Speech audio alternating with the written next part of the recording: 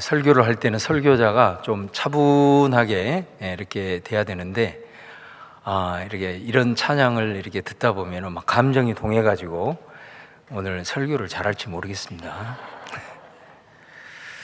오늘 찬양을 들으면서 마치 이렇게 드론 위에 앉아서 아름다운 창조하신 하나님의 세계를 이렇게 바라보는 그런 생각이 문득 들었습니다. 너무 감사를 드립니다.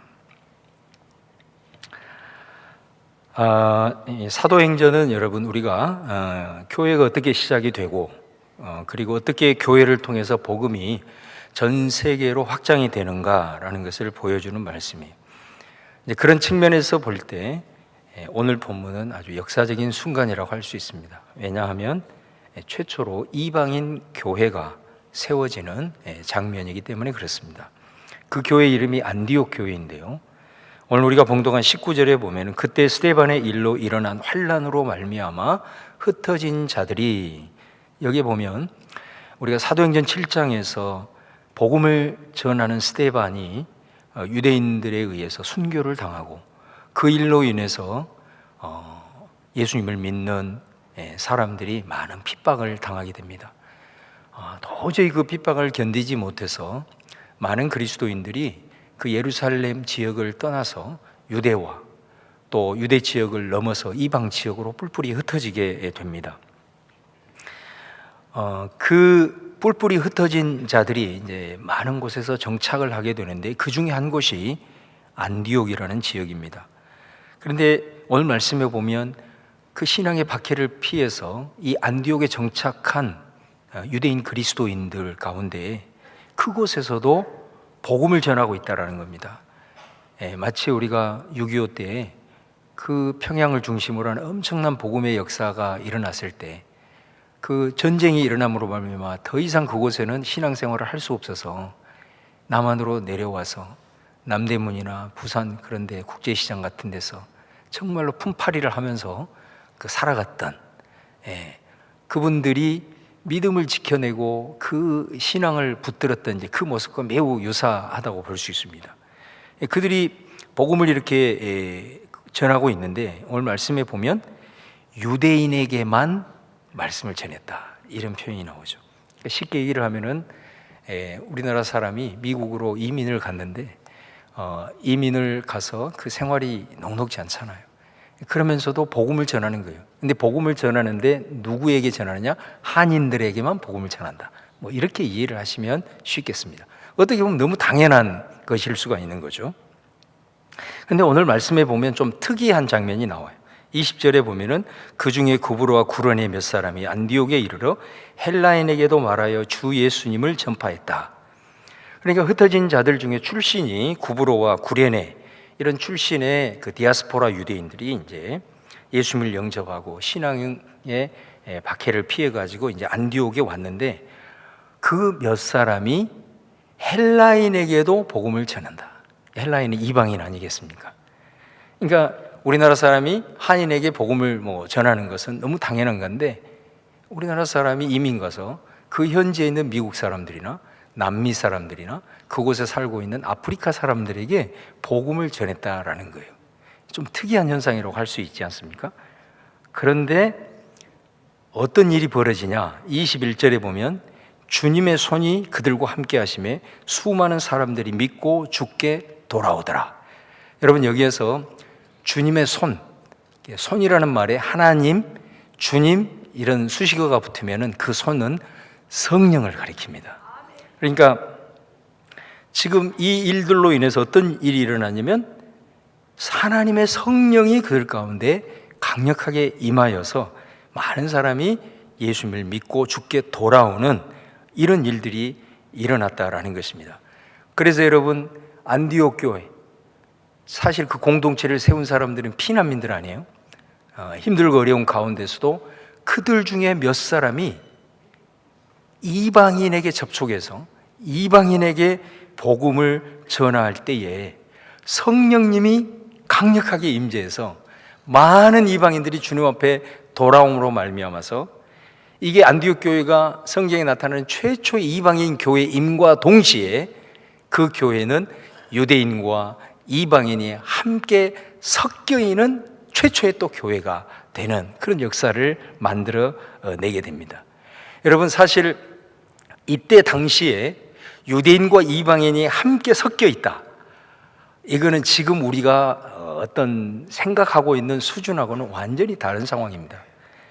오늘 봉독하지 않았지만 11장 1절 이하에 보면은 우리가 지난 시간에 살펴본 내용이에요. 베드로가 그 10장에서 이방인 고넬료의 집에 하나님의 강권하심을 통해서 그 초청을 받아들이고 이방인 고넬료의 집에 가잖아요. 그곳에서 말씀을 증거하는 가운데 세상에 그곳에 하나님의 성령이 임해버리잖아요. 그때 베드로가 거기서 완전히 깨짐으로 성령을 받았는데 내가 세례 베풀물 그 말이요 하면서 그들에게 세례를 줬어요. 그 말은, 세례는 이제 우리는 한 하나님 아버지를 모시는 한 형제 자매입니다 하면서 이방인을 받아준 거잖아요. 그래서 그곳에서 함께 머물면서 음식으로 식탁을 교제하는 일들이 있었잖아요. 근데 이 소식이 예루살렘 교회에 전해지게 된 겁니다. 그런데 이 베드로는 지금으로 말하면 예루살렘 교회의 담임 목사급이잖아요. 그런데 11장 2절 이하에 보면 어떤 내용이 나오냐면 예루살렘 교회의 성도들이 베드로를 비난하는 겁니다. 당신이 사도로서 할례를 받지 않는 이방인들과 함께 먹고 그들과 함께 교제했다는 말이 맞습니까? 하면서 책망하고 비난하고 있는 상황이 벌어지고 있거든요. 지금 분위기가 이런 분위기인 상황에서 안디옥 교회에서는 이런 분위기와는 상상할 수 없는 이방인과 유대인들이 같이 어울러져서 교회가 세워지는 이런 믿기 힘든 이런 기적의 역사들이 일어나게 되었다라는 것입니다. 여러분, 저는 오늘 이 안디옥 교회가, 오늘 많은 사람들이 주께 돌아오고 교회가 세워지고 부흥했다라는 첫 번째 이유가 바로 여기에 있다라는 것입니다. 바로 그것은, 부흥이라고 하는 것은 성령님의 역사인 줄로 믿습니다. 우리가 반드시 기억해야 될 것은, 그러면 성령님이 이렇게 이 교회에 강하게 임함으로 말미암아서 부흥이 이루어지게 된 원인이 어디에 있느냐라는 거죠. 바로 그것은 이 안디옥 교회에 이 몇 사람이 행한 이 행위가 하나님의 뜻과 하나님의 계획과 완전히 맞아떨어졌다라는 사실입니다. 왜냐하면 우리가 잘 아는 대로 하나님의 뜻과 하나님의 계획은 사도행전 1장 8절을 통해서 복음이 유대인들만의 전유물이 아니고 예루살렘에만 머물러 있는 것이 아니고, 이 복음은 유대를 넘어 사마리아를 지나 땅끝까지 가야 되는 것이 하나님의 뜻이요 계획인 줄로 믿습니다. 그런데 지금 예루살렘 교회는 자신들의 그 벽을 넘지 못하고 여전히 전통의 율법에 사로잡혀가지고 이방인들과의 접촉을 꺼려하고 있는 이런 분위기 속에서 피난민들이었지만은 이 하나님의 뜻과 계획 앞에서 과감하게 이방인과 접촉하고 그들에게 복음을 전하는 이 모습으로 인하여 성령님의 기름 부심의 역사가 예루살렘 교회가 아니라 바로 안디옥 교회에 부어졌다라고 하는 것은 이들의 이 모습이 하나님의 뜻과 하나님의 계획과 맞물려 있는 증거다라는 것이죠. 그랬기 때문에 그곳에 성령이 임하여 안디옥 교회에 놀라운 부흥의 역사가 나타났던 것을 보게 됩니다. 여러분, 오늘 시대에 우리가 살아가고 있는 이 땅의 교회들, 또 그리스도인들에게 귀한 메시지를 던진다라고 봅니다. 부흥이라고 하는 것은 아까도 말씀드린 대로 성령님이 역사해야만 일어나는 것입니다. 성령의 바람, 이거는 우리가 일으킬 수도 없고, 그 바람으로 인해서 불어오는 이 부흥의 파도 우리가 일으킬 수 없지만은, 여러분, 바람도 임의로 부는 것 같지만 임의로 부는 게 아니라 기류를 따라서 바람도 분다라는 거죠. 그렇다고 한다면 성령의 바람이 불 수 있도록 바로 영적인 기류를 만드는 것은 우리의 몫인 줄로 믿습니다. 우리가 부흥을 위해서 노력한다, 맞는 말 같지만 우리가 말씀을 토대로 다시 한번 할 수 있는 것은 부흥은 우리의 힘으로는 안 되는 거예요. 한계가 있는 겁니다. 부흥은 성령님의 역사인 줄로 믿고 성령님 우리에게 임하시옵소서. 바로 그 영적인 기류를 만들고 성령님이 우리 가운데 임하시도록 그 길을 닦는 일을 우리가 해야 될 줄로 믿습니다. 그것이 뭘까요? 좀 추상적인 말 같지만 하나님의 뜻입니다. 하나님의 뜻. 이 시대 가운데 나를 향하여서, 우리 가정을 향하여서, 교회를 향하신 하나님의 뜻이 뭔가?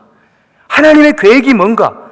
영적인 주파수를 하나님께 맞추고 정말로 기도하고 말씀 가운데 나아가 이 시대를 향한, 나를 향한, 교회를 향한 하나님의 뜻을 분별하고 그 뜻이 내 마음 가운데 왔다면 과감하게 선택하고 결정하며 나갈 때 그곳에 우리 성령님이 강력하게 임재하여 새로운 부흥의 역사가 일어날 줄로 믿습니다. 저는 오늘 말씀을 묵상하면서 우리가 요즘 시대에 화두가 혁신이잖아요. 혁신도 이런 혁신이 없는 거예요. 예루살렘 교회는 정말 말 그대로 전통에 충실한 교회였는데 그곳이 아니라 피난민인 안디옥 교회에 성령님이 운행하고 그곳에 부흥의 역사가 나타났다. 이 말은 예루살렘 교회에서 안디옥 교회로 촛대가 이제 옮겨지고 있다라는 것 아니겠습니까? 왜 그랬을까? 왜 그랬을까? 그 차이점이 뭘까? 오늘 말씀은 분명하게 보여주잖아요. 안디옥 교회 성도들은 예루살렘 교회와는 다르게 과감하게 변화를 시도했다라는 것입니다. 할렐루야. 오늘날로 말하면 혁신을 이루는 사람들인 거예요. 그곳에 성령님이 역사하더라. 오늘 우리 시대 가운데 큰 도전을 주지 않나 생각합니다. 오늘 이 변화의 시대에 우리가 안주해 있지 않고 이 시대를 읽으면서 우리가 어떻게 이 시대 가운데 하나님의 뜻을 분별하고 나아갈까 기도하고 고민하고 결단해야 될 때 결단하고 변화를 해야 될 때 변화를 시도하면 그 믿음의 발걸음을 통해서 반드시 우리 성령님께서는 역사하실 줄로 믿습니다. 그런 주님의 교회 또 여러분의 가정 여러분 한 사람 한 사람 될 수 있기를 주님의 이름으로 축원을 드립니다. 그 다음에 두 번째는 이 안디옥 교회의 부흥은 성령이 충만한 한 사람을 통해서도 이루어질 수 있다라는 메시지를 던지고 있습니다. 성령에 사로잡히면 부족한 사람일지라도 하나님께서 그를 통해서 우리가 속해 있는 공동체와 또 그곳 가운데 부흥의 통로로 사용하신다라는 것을 말씀하고 있어요. 오늘 말씀을 듣는 저와 여러분 가운데 이 말씀 자체가 여러분에게 큰 울림이 될 수 있기를 바랍니다. 오늘 22절에 보면은 이 안디옥 교회 소식이 예루살렘 교회까지 소문이 난 거예요. 그러자 예루살렘 교회는 깜짝 놀란 거죠. 와, 그런 일이 일어났어? 하면서 한 사람을 파송합니다. 여러 가지 의미가 있겠죠. 그 부흥의 역사가 어떤 것인지 그러면서 나름대로 검증도 해보고 또 거기에 있는 사람들을 나름대로 격려하기 위해서 이제 모교회니까 한 사람을 파송하는데 그 사람이 누구냐면 바나바라는 사람인 거죠. 바나바를 통해서 오늘 말씀해 보면 안디옥 교회에 더 큰 부흥을 경험하게 됩니다. 24절에 보면 바나바는 착한 사람이요 성령과 믿음이 충만한 사람이라 이에 큰 무리가 죽게 더하여 지더라 이렇게 말씀하고 있거든요. 자, 바나바의 어떤 부분이 안디옥 교회에 이런 귀한 하나님의 역사를 이루는 통로가 되었을까? 24절에 보면 바나바가 어떤 사람이었는가를 소개하고 있잖아요. 착한 사람이고 성령과 믿음이 충만한 사람이라고 이렇게 소개합니다. 한마디로 말하면 바나바는 성령 충만한 사람이었다라는 거예요. 성령 충만. 우리가 여러분 성경을 통해서 성령이 충만하면 외적으로는 은사가 나타나요. 내적으로는 성령의 9가지 열매, 성품의 변화가 시작이 됩니다. 이게 성령 충만의 역사입니다. 여러분, 외적으로 은사가 나타난다. 이 은사를 헬라어로 카리스마라고 합니다. 카리스마. 우리 카리스마라는 말 들어보셨잖아요. 예를 들어서 어떤 사람이 연설을 쫙 하는데 막 사람들이 그 연설에 막 빠져들어가지고 어쩔 줄 몰라 하면서 설득되어지는, 그럴 때 와, 저 사람 정말 카리스마 있다 이런 표현을 하잖아요. 카리스마가 은사라는 말이에요. 은사. 저는 우리 그리스도인들이 이런 말씀들을 붙들고 성령의 인도함을 받아서 카리스마 있는 하나님의 이 선물을 받아 누릴 수 있기를 축원합니다. 여러분, 우리는요, 우리가 예를 들어 직장에서 어떤 브리핑을 하더라도 그곳에 강력한 카리스마의 역사가 나타날 수가 있습니다. 받아 누리시기를 바랍니다. 우리가 성령을 충만을 사모한 이유가 여기에 있는 거예요. 내 힘으로는 부족하지만은 하나님께서 나를 사용하시고자 할 때 성령 충만하면 내가 연설 한마디를 하더라도, 말 한마디를 하더라도, 어떤 행위를 하더라도 그 속에 성령 충만의 역사로 외적인 은사가 나타나요. 카리스마가 나타날 수가 있다는 거죠. 이 말씀을 믿음으로 취할 수 있기를 바라요. 자, 오늘 바나바는 외적인 은사가 나타나는데 그 은사가 뭐냐면은 믿음의 은사예요. 오늘 믿음과 성령 충만하다. 믿음의 은사예요. 또 내적으로는 착한 사람이다. 착함. 성령의 9가지 열매 중에 양선이라는 말이 나오죠. 이게 착하다라는 말이에요.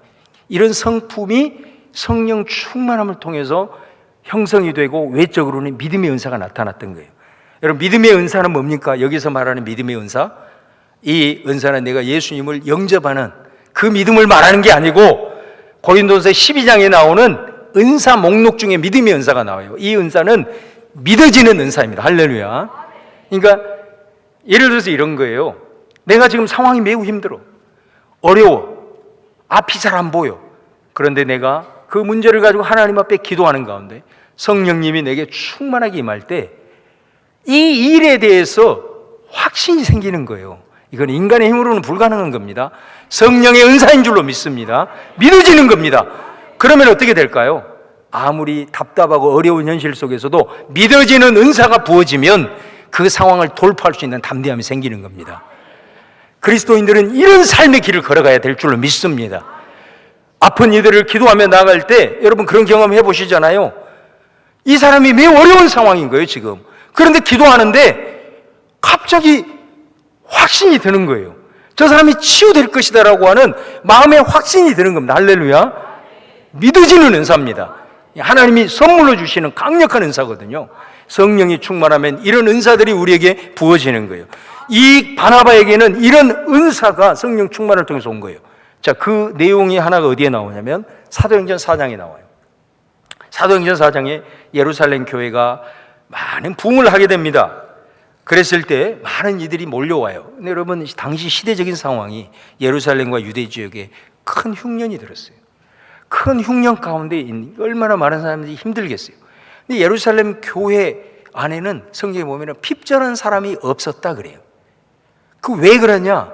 놀랍게도 여러분, 좀 받아들이기 힘들겠지만 성도들이 자기 재산을 팔아서 교회에 기부를 하게 됩니다. 그러니까 사도들이 그것을 받아가지고 각 가정에 필요한 대로 그걸 다 채워준 거예요. 그러고도 남아서 주변에 있는 지역, 예루살렘 지역의 사람들에게 플로잉을 해준 거예요. 그러다 보니까 그것으로 인해서 많은 사람들이 예루살렘 교회를 칭찬했다, 이런 표현까지 나오잖아요. 근데 여러분, 그게 쉬운 일일까요? 온전한 정신 가지고는 힘들거든요. 누군가가 선봉장이 있었다는 겁니다. 그 선봉장이 누구였을까요? 바나바였다는 거예요. 여러분, 사도행전 4장 36절에 보면 바나바를 소개하면서 37절 부분에 보면은 그가 밭이 있음에 팔아 그 값을 가지고 사도들의 발 앞에 두니라. 그러면서 사람들이 동기부여가 되고, 그래서 5장에 넘어가면 아나니아와 삽비라와 같은 사태가 발생하잖아요. 그러니까 이 일의 선봉장이 누구였느냐? 바나바였다라는 사실입니다. 하나님께서 주시는 믿음이 없이는 사실은 불가능한 일이에요. 이 사람이 이 믿음의 확신을 가지고 이 일들을 행할 수 있었다는 것은 어떤 것이었을까요? 하나님, 이렇게 곤핍하고 핍절하고 경제적으로 흉년이 들어서 많이 힘들고 어려운 상황이지만 하나님, 내게 주신 것 내가 마중물로 드립니다. 이 마중물을 사용하셔서 이 문제가 해결되게 하여 주십시오. 강력한 믿음이 있었다는 거죠. 그 확신이 있었기 때문에 마중물로 드릴 수가 있었던 것이죠. 그랬을 때 수많은 사람들이 그 행렬에 동참함으로 말미암아 이 믿음의 역사가 초대 예루살렘 교회 가운데 이루어지는 줄로 믿습니다. 믿음의 은사인 거예요.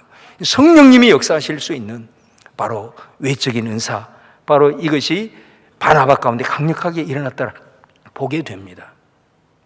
그렇기 때문에 환경과 상황을 보지 않고 정말로 하나님께 주시는 그 강력한 기름 부으심이 있었기 때문에 이런 믿음의 행위, 또 담대하게 발걸음을 꾸벅꾸벅 내디딜 수 있었다라는 걸 보게 되고요. 그 다음에 두 번째는 내적으로 착한 착한 성품이 형성되기 시작했다. 자, 이 바나바는 착한 사람이다 그랬잖아요. 근데 원래 이 바나바는 자기 본 이름이 아니에요. 36절에 아까 나와 있듯이 바나바의 본 이름은 요셉이라는 이름입니다. 우리 잘 아는 요셉, 아주 좋은 이름이잖아요. 그러니까 아마 부모님이 이 요셉이라는 이름을 붙여줬을 거예요. 근데 왜 우리는 바나바로 알려져 있느냐? 이 바나바는 원래 유대인입니다. 유대인인데 이 사람이 예루살렘에 와서 구브로 출신인데 섬 출신이요. 와서 오순절 경험을 통해서 이제 개종을 하게 된, 예수님을 믿게 되는 거예요. 믿고 난 다음에 이 사람의 성품이 성령 충만해서 바뀌기 시작한 거예요. 그 모습을 보면서 사도들이 별칭을 붙여준 거예요. 그 별칭이 뭐냐? 바나바. 그렇게 해서 바나바가 된 거예요. 바나바라는 이름의 뜻이 뭐예요? 위로의 아들이라. 그러니까 사도들이 봤을 때 예수님을 믿고 난 다음에 이 사람의 삶의 모습이 그런 삶을 살아가는 거예요. 그래서 참 저 사람 바나바, 위로의 아들이다, 이렇게 붙여준 겁니다. 여러분, 요셉이라고 하는 그 이름, 이 이름이 우리 창세기에 보면은 아주 우리가 잘 아는 그 요셉이잖아요. 지금도 요셉이라는 이름이 많지 않습니까? 정말 좋은 이름이고 부모님들이 그 이름을 붙여줬을 때는 우리 자녀도 요셉과 같은 인생을 살아갔으면 좋겠다라는 그런 마음의 소원이 담겨 있겠죠. 그런데 여러분, 이 요셉이라는 이름은 보통 통례적으로 이름은 유대인들은 아버지가 붙여줍니다. 그런데 이 요셉은 어머니가 붙여줘요. 그게 뭐냐면 요셉의 아버지가 야곱이잖아요. 야곱에는 두 아내가 있어요. 레아와 라헬입니다. 그런데 이 레아와 라헬, 당시의 일부 다처제 상황 속에서 여인들이 남편의 사랑을 받고 권력을 쥐기 위해서는 아들을 많이 낳아야 했습니다. 그런데 이 레아는 아들을 계속해서 낳는 거죠. 그런데 이 라헬은 불임에 걸린 거예요.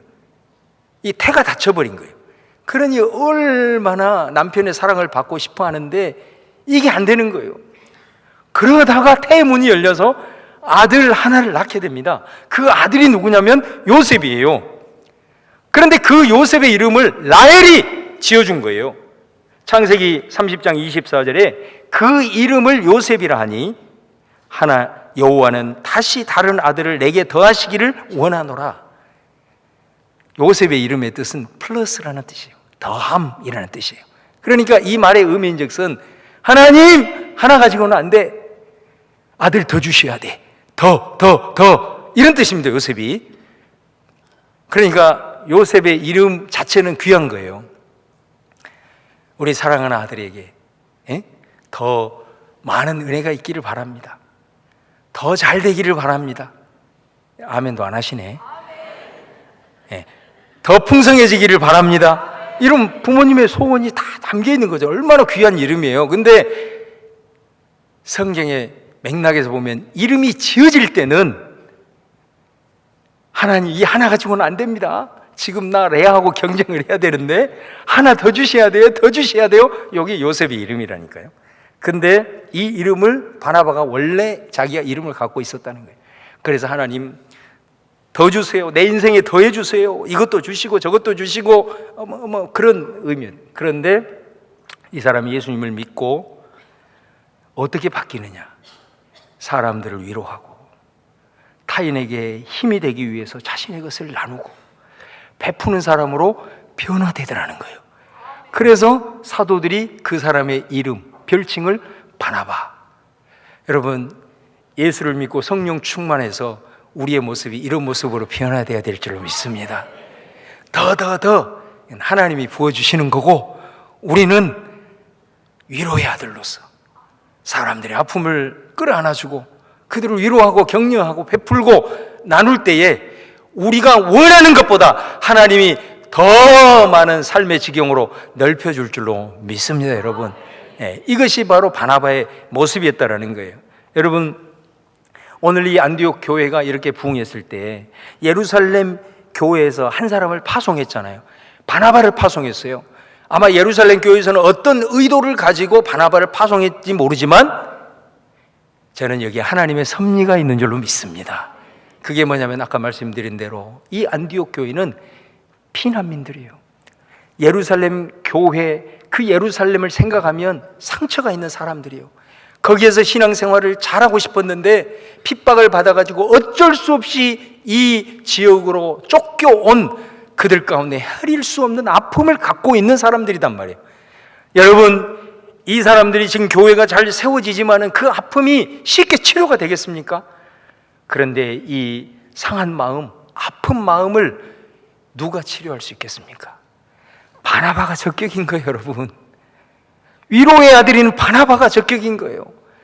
그래서 하나님의 섭리 가운데 바나바가 와서 이 바나바로 인하여 안디옥 교회가 더 부흥하게 되고 더 잘 세워지는 줄로 믿습니다. 바로 그것은 어떤 모습이었을까요? 바나바는 위로의 아들이었기에 그 상한 마음을 싸매주고 품어 안아주고 함께 울고 그런 위로의 아들의 역할을 감당함으로 놀라운 변화의 역사들과 부흥의 역사들이 이루어지는 줄로 믿습니다. 여러분, 한 사람이지만 정말 지푸라기 같은 보잘것없는 존재들이지만 저와 여러분이 구원을 받는 순간 우리는 존재롭고 정말 존재적으로 고귀하고 보배로운 존재인 줄로 믿으시기를 바랍니다. 자기 자신에 대한 이 확신을 갖고 있어야 됩니다. 하나님이 사용하시면, 하나님의 성령의 인도함을 받으면 우리는 내가 알지 못하는 가장 필요한 때에 가장 적절한 곳에 하나님의 역사를 이룰 수 있는 도구가 되는 줄로 믿습니다. 그렇기 때문에 우리가 늘 성령 충만을 사모하는 이유가 여기에 있는 것 아니겠습니까? 사랑하는 여러분, 우리가 가정이 부흥하고 내가 속한 세상의 공동체가 부흥하고 교회가 부흥하기 위해서 저는 노력하라고 말씀드리지 않아요. 부흥은 우리의 힘으로 되는 게 아니기 때문에 오직 성령이 역사하시도록, 성령이 역사하시도록 하나님의 뜻, 하나님의 계획, 이걸 분별하기 위해서 더 기도하고 더 공동체 나누고 고민하면서 하나님의 뜻을 분별하고 결단해야 될 때 결단하고 변화해야 될 때 변화하는 믿음의 발걸음을 내야 될 때 우리 성령님이 그 영적인 기류를 타고 와 놀라운 하나님의 역사를 이루는 도구로 우리 교회를, 여러분의 가정을, 또 우리 한 사람 한 사람을 사용하실 줄로 믿습니다. 바나바 한 사람이 성령에 사로잡힌 바 되어질 때에 외적으로 나타난 믿음의 은사와 이 착함의 성품의 변화를 통해서 가장 필요한 때, 가장 적절할 때 하나님이 위대하게 사우심, 아무리 준비되어지고 아무리 세워졌다 하더라도 우리 흔히 그런 말 쓰는, 시대를 잘못하고 상황에 잘못 내몰리게 되면 그가 가지고 있는 그 역량도 제대로 쓰임받지 못한다고 그러잖아요. 하나님의 영역인 줄로 믿습니다. 확고하게 믿고 내가 지금 자신은 부족하지만 성령 충만에, 하나님의 성령 충만을 받을 때 하나님이 내 인생 가운데 가장 필요한 때, 가장 필요한 곳에 나를 사용하셔서 나를 통해서 하나님의 나라가 세워지고 확장되어지는 귀한 도구가 될 수 있다는 믿음의 확신을 가지고 이 시대 가운데 이 영적인 바나바, 우리 교회와 여러분 한 사람 한 사람이 삶의 영역 속에서도 꼭 쓰임받을 수 있기를 주님의 이름으로 축원을 드립니다.